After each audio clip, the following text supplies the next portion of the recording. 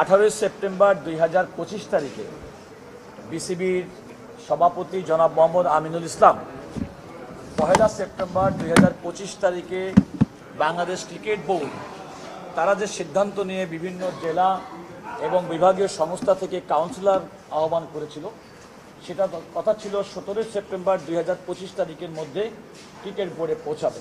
18 September 2025 তারিখে জনাব আমিনুল ইসলাম ক্রীড়া সচিব এবং বিভিন্ন জেলা এবং বিভাগীয় সংস্থার কাছে এই মর্মে চিঠি লেখেন যে বিভিন্ন জায়গায় যে অ্যাডহক কমিটি আছে, অন্তর্বর্তীকালীন কমিটি আছে, সেই অন্তর্বর্তীকালীন কমিটির সদস্যদের বাইরে থেকে কাউন্সিলর মনোনয়ন দেওয়া হয়েছে। সেক্ষেত্রে পূর্বের মনোনয়ন বাতিল করে নতুন করে মনোনয়ন দেওয়ার জন্য বলেন এবং সেটা বলেন 22 সেপ্টেম্বর 2025-এর মধ্যে দেওয়ার জন্য। ওই দিন অর্থাৎ যারা কাউন্সিলর ইতিপূর্বে যাদের নাম বিভিন্ন জেলা থেকে এসেছে 6 জনের পক্ষে আমরা হাইকোর্ট বিভাগে একটি রিট পিটিশন দায়ের করি, যেটা শুনানি হয় 22 সেপ্টেম্বর 2025 দুপুর 3:30টার সময়।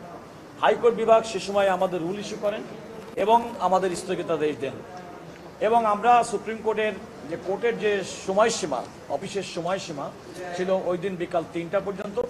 আমরা যেহেতু অফিস সময়সীমা শেষ হয়ে গিয়েছিল, আমরা আমাদের পক্ষ থেকে সরকার কিংবা রাষ্ট্রের পক্ষ থেকে আপিল বিভাগে যেতে পারে এমন আশঙ্কা থাকলেও আমাদের পক্ষ থেকে আমরা ওকালতনামা জমা দিতে পারি নাই, যেহেতু 3:30টার সময় হাইকোর্টের আদেশটি পাস হয়েছে এবং আপিল বিভাগের অফিস সময়সূচি ছিল বিকাল 3টা পর্যন্ত। পরবর্তীতে আমরা জানতে পেরেছি যে সরকারের পক্ষ থেকে মাননীয় বিচারপতি, চেম্বার বিচারপতির কাছে হাইকোর্টের সেই আদেশটি স্থগিতাদেশ নিয়েছেন। পরবর্তীতে আমরা ভ্যাকেটিংয়ের দরখাস্ত দিয়েছি এবং সেটা শুনানির পরে আজকে শুনানি হয়েছে। ইতিমধ্যেই বাংলাদেশ ক্রিকেট বোর্ডের সাবেক সভাপতি জনাব ফারুক আহমেদ তিনি হাইকোর্টে একটি রিট পিটিশন দায়ের করেছেন। সেই রিট পিটিশন হচ্ছে 15টি ক্লাবকে, যে নির্বাচন কমিশন যে গঠন করা হয়েছিল, নির্বাচন কমিশন 15টি ক্লাবকে খসড়া ভোটার তালিকা থেকে তাদেরকে বাদ দিয়েছে, যদিও এই 15টি ক্লাবকে ভোটার তালিকায় অন্তর্ভুক্ত করার জন্য বাংলাদেশ ক্রিকেট বোর্ড তাদের অনুমোদন দিয়েছিল এবং যখন এদেরকে বাদ দিয়েছিল এই কারণে যে একটা কথিত দুর্নীতির এনফোর্সমেন্টের একটা অভিযানে কতগুলো ক্লাব সম্পর্কে অভিযোগ হয়েছে, সেই কারণে ওনারা এটা করেছিল। আমাদেরকে সুযোগ দেওয়া হয়েছিল শুনানির জন্যে।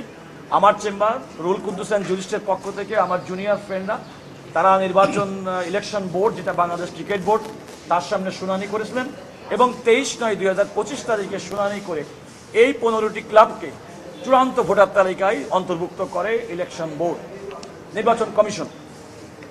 এই 15টি ক্লাবকে নতুন করে চূড়ান্ত ভোটার তালিকায় অন্তর্ভুক্ত করাটাকে চ্যালেঞ্জ করে বিসিবির সাবেক সভাপতি জনাব ফারুক আহমেদ হাইকোর্ট বিভাগে একটি রিট পিটিশন দায়ের করেন এবং 30 সেপ্টেম্বর 2025 তারিখে হাইকোর্টের একটি অবকাশকালীন বেঞ্চ রুল ইস্যু করেন এবং এই 15টি ক্লাবকে যে অন্তর্ভুক্ত করা হয়েছে, নির্বাচন কমিশন যে অন্তর্ভুক্ত করেছেন, সেই সিদ্ধান্তটি স্থগিত ঘোষণা করেন।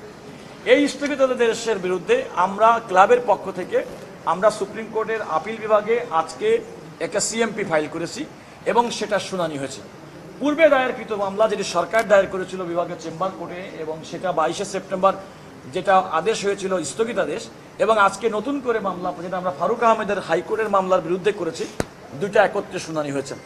একত্রে শুনানি হওয়াতে যে 15টি ক্লাবকে নির্বাচন কমিশন পরবর্তীতে অন্তর্ভুক্ত করেছিল এবং যাদের অন্তর্ভুক্তিটা হাইকোর্ট বিভাগ 30 সেপ্টেম্বর 2025 তারিখে স্থগিত করেছিল, সেই আদেশটি মাননীয় চেম্বার বিচারপতি স্থগিত ঘোষণা করেছেন। আর ইতিপূর্বেকার জনাব আমিনুল ইসলাম কর্তৃক স্বাক্ষরিত যে চিঠি চ্যালেঞ্জ করে 6টি জেলা কাউন্সিলরদের পক্ষ থেকে যে রিট আমরা 22 সেপ্টেম্বর করেছিলাম এবং সেদিনই মাননীয় চেম্বার জজ কর্তৃক যে স্থগিতাদেশ দেওয়া হয়েছিল সেটি অব্যাহত থাকবে।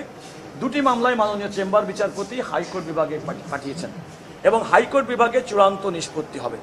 এখানে একটি কথা বলা দরকার যে হাইকোর্ট বিভাগে এবং মাননীয় চেম্বার বিচারপতির সামনে আমাদের আজকে শুনানির মূল বিষয়বস্তু ছিল যে বাংলাদেশ ক্রিকেট বোর্ডের কোনো সিদ্ধান্ত চ্যালেঞ্জ করে সুপ্রিম কোর্টের হাইকোর্ট বিভাগে আমাদের সংবিধানের 102 অনুচ্ছেদ অনুযায়ী কোনো রিট পিটিশন দায়ের করা যায় কি যায় না। আমরা উভয় ক্ষেত্রেই বলেছি।